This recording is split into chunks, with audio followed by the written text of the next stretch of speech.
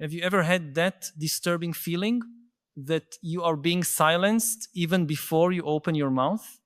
That your ideas, no matter how well grounded they are dismissed not for their content, but simply because they challenge what everyone around you accepts as absolute truth. This is not paranoia. It is a reality that intensifies every day in our hyper-connected society, where divergent thinking is not only discouraged, but actively suppressed by increasingly sophisticated mechanisms of social control. What we are experiencing today is a subtle yet devastatingly effective form of censorship that doesn't need laws or government decrees to function. It operates through something much more powerful and insidious: algorithmic social pressure, digital conformity, and the collective fear of being labeled as different. This reality that you feel in your skin every day has deep roots in human history, but it has never been so refined in its methods.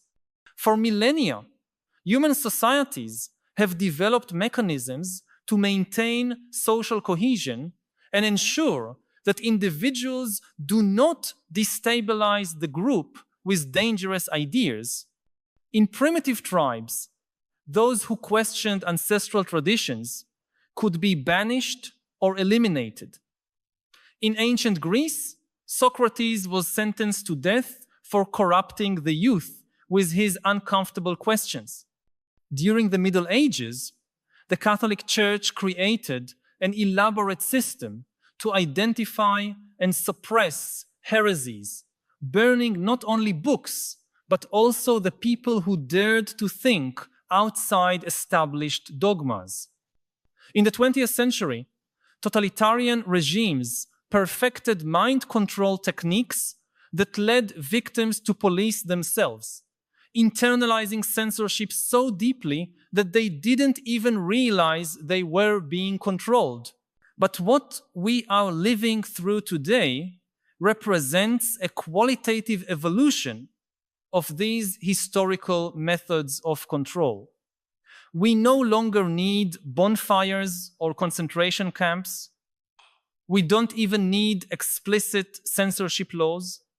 What we have now is something far more elegant and efficient: a system that makes us censor ourselves voluntarily, believing that we are exercising our freedom of choice.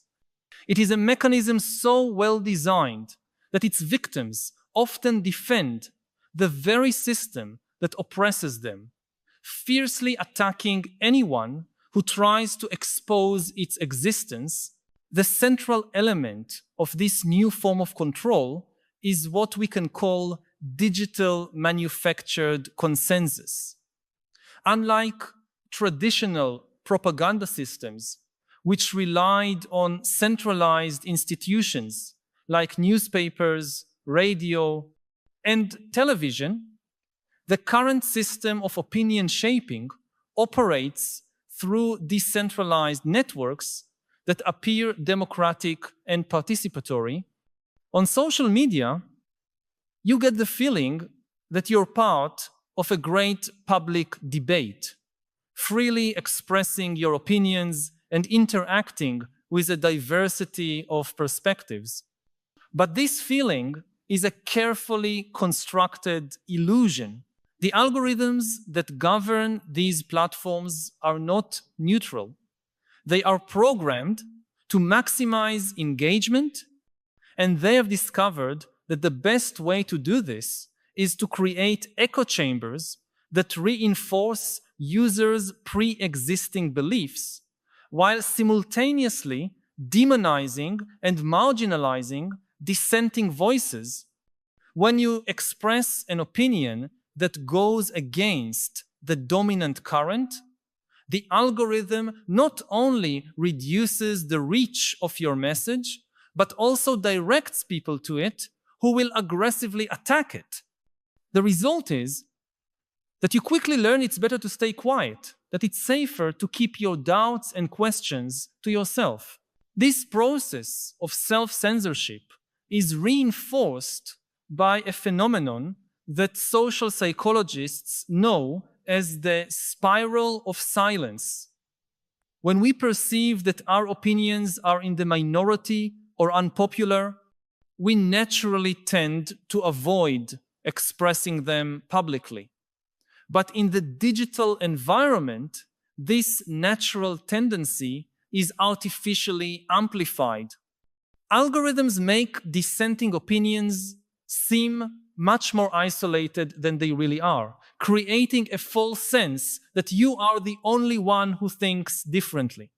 At the same time, they amplify voices aligned with dominant narratives, making them seem more numerous and representative than they are in reality.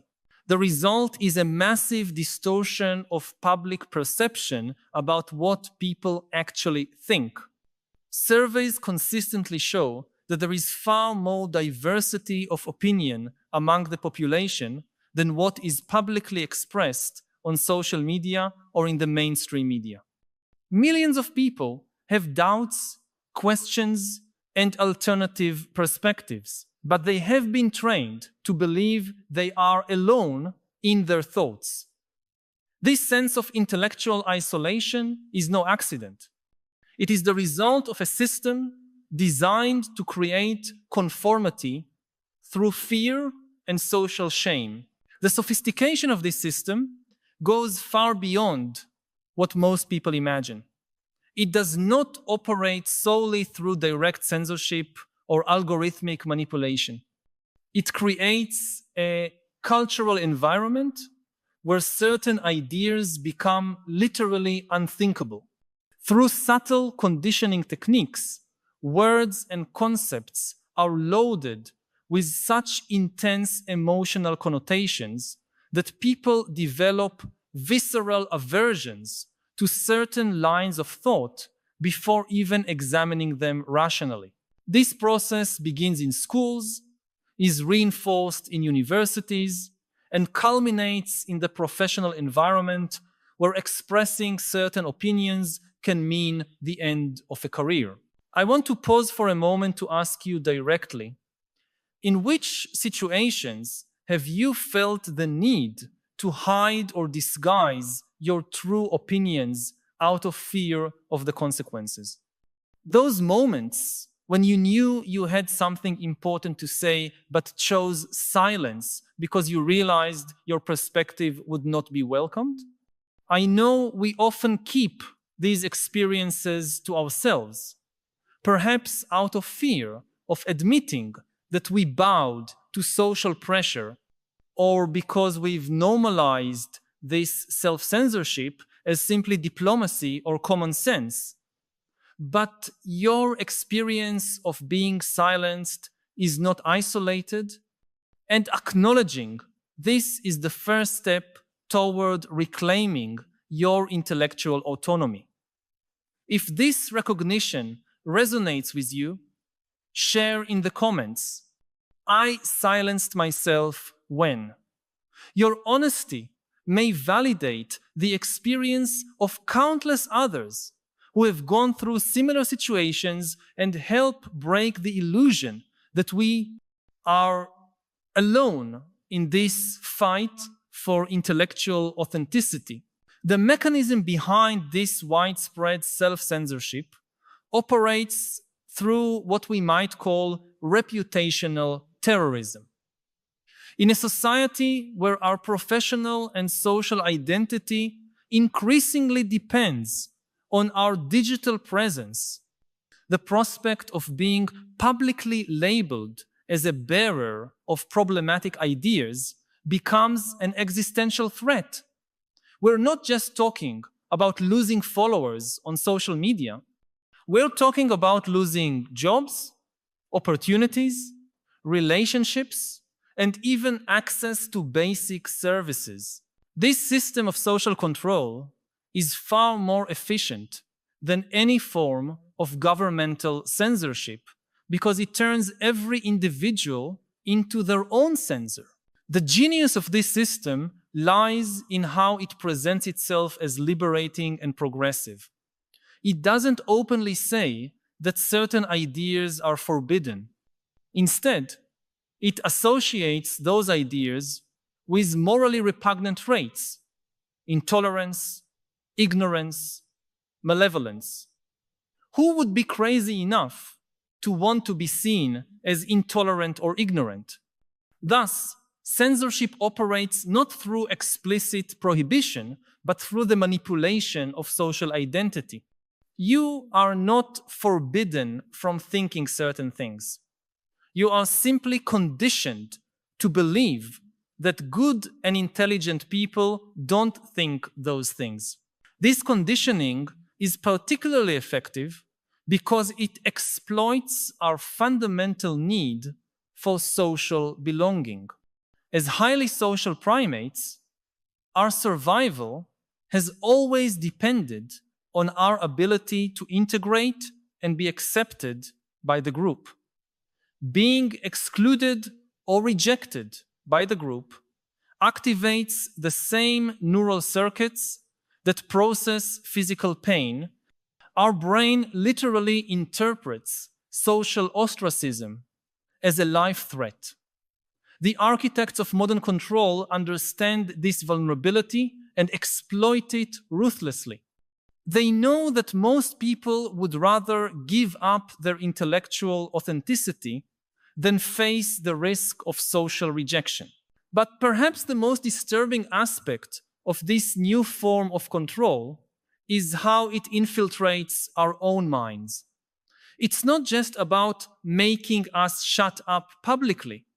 The ultimate goal is to make us stop thinking forbidden thoughts altogether. Through a process that psychologists call internalization, we begin to police our own thoughts, developing a kind of digital superego that punishes us internally whenever our mind ventures into unauthorized territories. We have reached the point where we don't even need external censors because we have become our own oppressors. This internalization of censorship represents a complete victory of the control system because it eliminates even the possibility of resistance.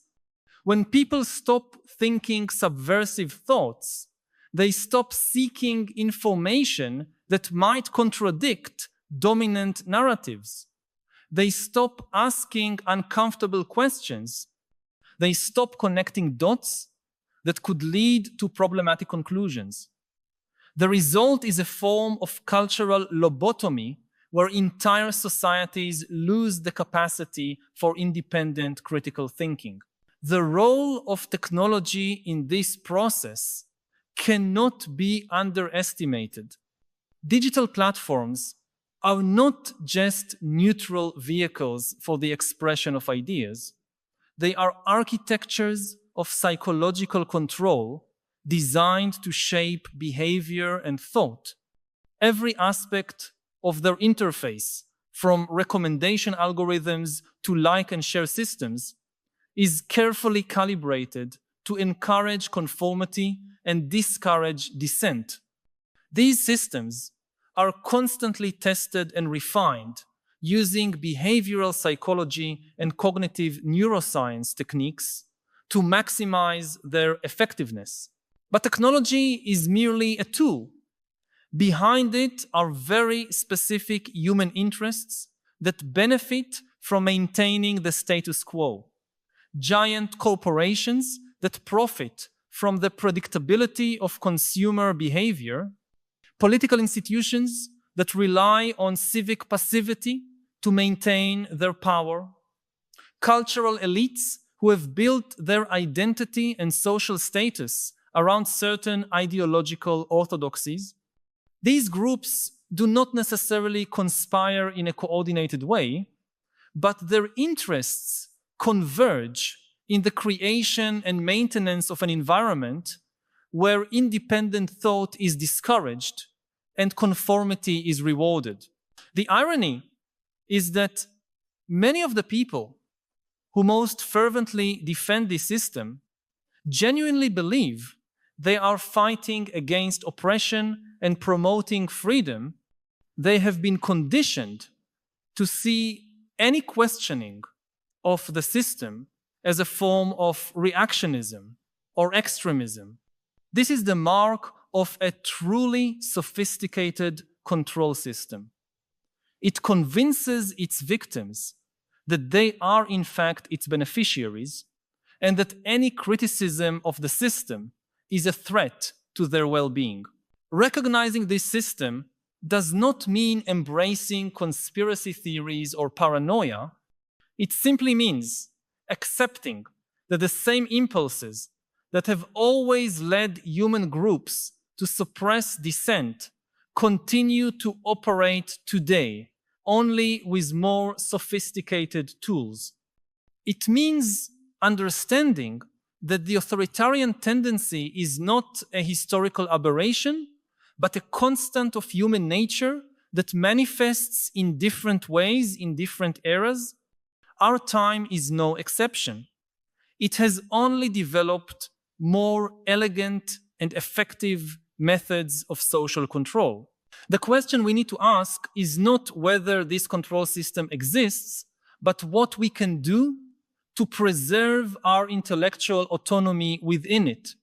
The first answer is to develop awareness. You cannot resist something you cannot see. Once you understand how social pressure mechanisms operate, you can begin to make more deliberate choices about when to yield to them and when to resist. You can start to distinguish between your own genuine opinions and those implanted in you through social manipulation. The second answer is to actively seek intellectual diversity. This means intentionally stepping outside your echo chambers, looking for sources of information that challenge your beliefs, and exposing yourself to perspectives that make you uncomfortable. It means recognizing that intellectual discomfort is not something to avoid, but something to cultivate as a sign of growth. It means developing the courage to change your mind when presented with convincing evidence, even if it means admitting you were wrong about something important. The third answer is to cultivate relationships with people who value intellectual honesty above social conformity.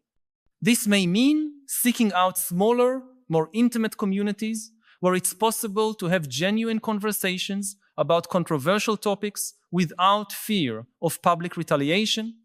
It may mean distancing yourself from environments where ideological performance is more valued than the sincere pursuit of truth. It may mean accepting that you will have fewer friends on social media, but more authentic relationships in real life.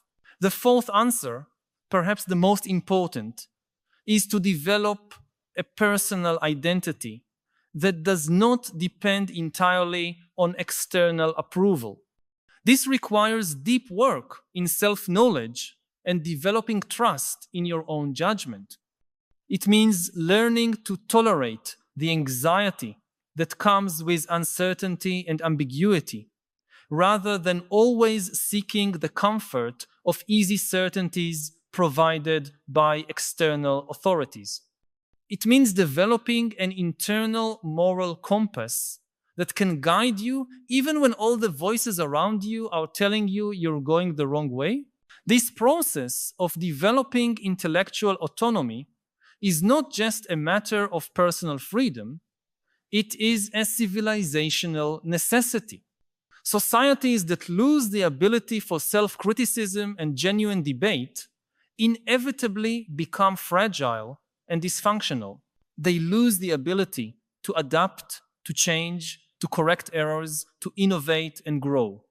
They become vulnerable to crises that could have been avoided if more people had been willing to ask hard questions and challenge established consensus.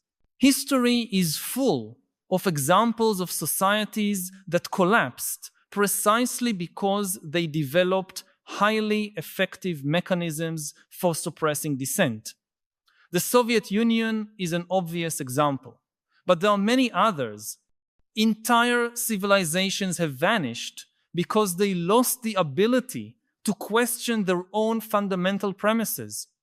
What we are experiencing today may look different in its methods, but it follows the same basic logic. The creation of an environment where certain ideas become literally unthinkable, where certain questions cannot be asked, where certain possibilities cannot be considered. The challenge we face is how to maintain our essential humanity in a world that increasingly rewards robotic behavior. How to preserve our capacity for independent thought when we are constantly bombarded with messages telling us what we should think. How to maintain our intellectual courage when the price of honesty can be so high. How to balance our need for social belonging with our responsibility to seek truth, even when that truth is inconvenient or unpopular. These are not abstract or academic questions. They define the quality of our human experience and the kind of society we are creating for future generations. Every time you choose to express an honest opinion instead of saying what is socially expected, you are making a small contribution to the preservation of intellectual freedom. Every time you ask a genuine question instead of accepting a ready-made answer, you are exercising mental muscles that our society is systematically trying to atrophy. Resistance to this control system does not require grand acts of heroism. It begins with small acts of intellectual authenticity. Reading a book that challenges your beliefs, asking a question that might be misunderstood, admitting you don't know something everyone assumes you should, refusing to repeat a slogan that sounds nice but that you don't truly understand. These small acts of resistance may seem insignificant, but they are the building blocks of a free mind. The future of human freedom may very well depend on our collective ability to preserve spaces for genuine thought, sincere doubt, and honest intellectual exploration. This requires not just individual courage, but also the creation of institutions and communities that protect and nurture intellectual diversity. It requires the development of a culture that values the pursuit of truth over the maintenance of comforting narratives. If these reflections have touched on something you've been feeling, but perhaps haven't found the words to express, know that you are not alone. By subscribing to the channel, you will connect with a growing community of people who share your unease and your desire for a deeper understanding of the philosophical challenges of our time.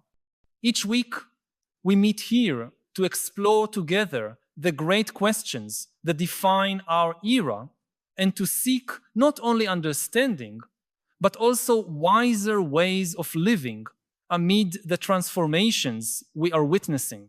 This is not just a channel, but a space for dialogue and collective growth where genuine thought is welcome and necessary. Join us in this ongoing journey. Subscribe so we can continue this essential conversation about how to live with greater wisdom and authenticity in a world that often pressures us to conform and silence ourselves. If you appreciated this reflection and believe it may help others recognize their own experience of being silenced, leave a like so more people can find this content. Your simple action might be what allows someone who feels alone in their doubts, to discover that they are not as isolated as they thought. The final choice remains yours. You can continue allowing others to define the limits of what you are permitted to think, or you can begin to reclaim your intellectual autonomy. You can keep living in fear of expressing your doubts and genuine questions, or you can accept that an authentic life necessarily involves discomfort and uncertainty. The price of conformity may seem low in the short term, but in the long run, it is devastating. You gradually lose contact with yourself, with your own perceptions, with your own ability to navigate the world using your own intelligence. You become a stranger to yourself, living a life designed by others, pursuing goals you didn't choose, defending ideas you never critically examined. This is the true tragedy of modern mind control. It not only robs us of our freedom, it robs us of our very humanity. But this loss is not irreversible. At any moment, you can decide to stop, question, think for yourself. At any moment, you can choose courage over comfort, authenticity over approval, truth over social safety. This choice is always available, but only you can make it. If humans are so wise, why are we doing so many self-destructive things? Why are we on the verge of committing ecological and technological suicide? Hi, my name is YUVAL Harari. You may know some of my books, which include Sapiens and Homo Deus. I want to tell you a bit about my new book, Nexus, a brief history of information networks from the Stone Age to AI. In the 21st century, AI may form the nexus for such a powerful network of delusions that it could prevent future generations from even attempting to expose its lies and fictions. As an essential background for understanding the threat and the promises of AI, Nexus explores the long-term history of information networks.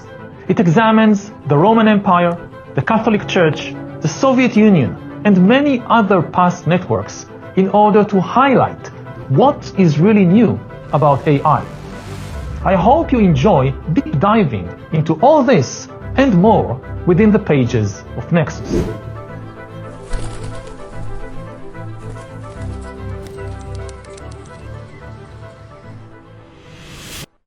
The democratic conversation is breaking down.